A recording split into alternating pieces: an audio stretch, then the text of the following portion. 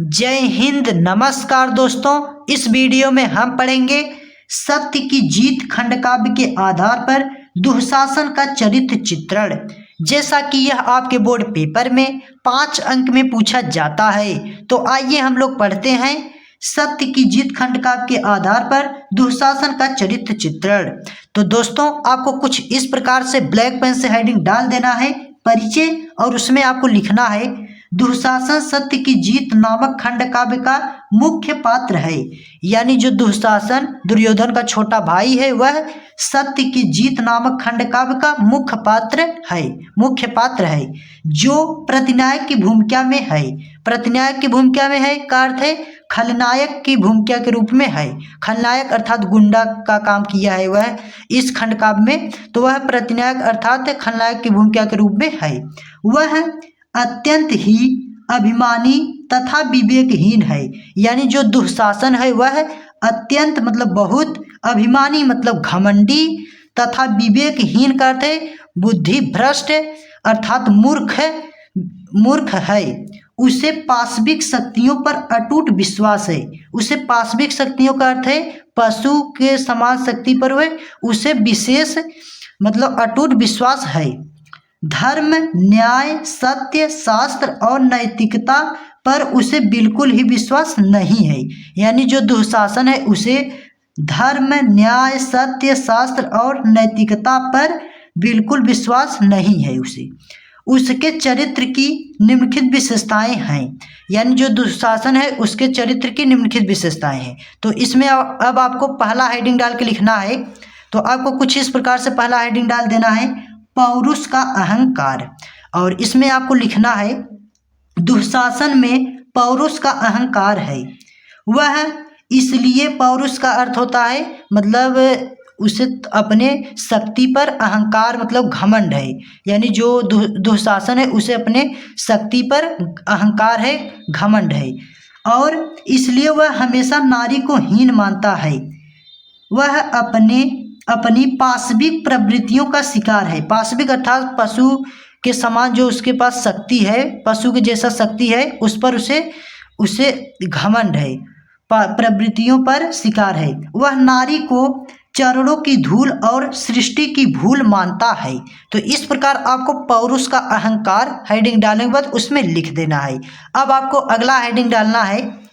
तो आपको कुछ इस प्रकार से अगला हेडिंग डाल देना है भौतिक शक्तियों पर विश्वास, और उसमें आपको लिखना है दुःशासन भौतिक शक्तियों पर विश्वास रखने वाला विवेकहीन पुरुष है। भौतिक शक्ति का अर्थ होता है मतलब अपने शक्ति पर विश्वास है, और उसे जैसे भौतिक शक्ति हो गया जैसे तलवार हो गया और भाला हो गया, इन सब पर उसे विश्वास है।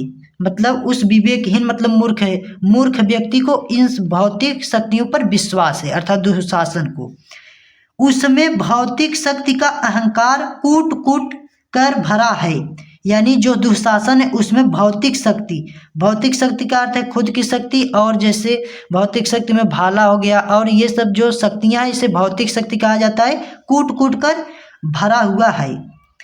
दुःशासन आज के साम्राज्यवादी शासकों की एक जीती जागती तस्वीर है जो पाशविक शक्तियों को ही सब कुछ मानकर नैतिकता का गला घोट रहे हैं। दुःशासन शस्त्र को ही सब कुछ मानता है। यानी जो शस्त्र है, हथियार, उसे ही वह सब कुछ मानता है। तो इस प्रकार से आपको भौतिक शक्तियों पर विश्वास हेडिंग डालने के बाद उसमें लिख देना है। अगर आप इस प्रकार से हेडिंग बाय हेडिंग आप लिखते हैं सत्य की जीत खंडकाव्य के आधार पर दुःशासन का चरित्र चित्रण, तो आपको 5 अंक में 5 अंक पूरा एग्जामिनर जांचने वाला देगा। तो आपको इसी प्रकार से लिखना है। अब आपको अगला हेडिंग डाल देना है, मतलब अब ये लास्ट हेडिंग है। तो आपको कुछ इस प्रकार से हेडिंग डाल देना है नारी के प्रति उपेक्षा। उपेक्षा मतलब अनादर, अनादर हो गया, जैसे तिरस्कार, निरादर हो गया तो उसे उपेक्षा बोला जाता है। तो अब इसमें आपको लिखना है दुःशासन अहंकारी अर्थात घमंडी और दूसरों की प्रगति को देखकर जलता तो था ही, प्रगति मतलब उत्थान, जो प्रगति करे उसको देखकर जलता तो था ही, साथ ही साथ उसमें नारी के प्रति उपेक्षा भाव है मतलब अनादर, अनादर अपमान करने की भाव है। वह द्रौपदी को अपमानित करने में ही बड़प्पन मानता है। वह दुशासन जो है वह द्रौपदी को अपमानित करने में ही अपना बड़प्पन मानता है। नारी को एक कली की भांति सुकुमार मानकर उसके अस्तित्व का अपमान करता है वह दुशासन। इस प्रकार दुशासन लोकतंत्री जागरण के इस युग में उन साम्राज्यवादी प्रवृत्तियों वालों का प्रतीक है जो दूसरों के बढ़ते हुए मान सम्मान को नहीं देख सकती।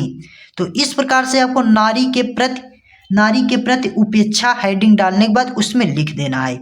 आपको इसी प्रकार से हेडिंग बाय हेडिंग लिखना है। इस प्रकार से अगर आप लिखोगे तो एग्जामिनर को जैसे हेडिंग बाय हेडिंग लिखेंगे तो उनको देखने में आसानी होगा और आपको पूरे अंक देंगे, 5 अंक में 5 अंक पूरे देंगे।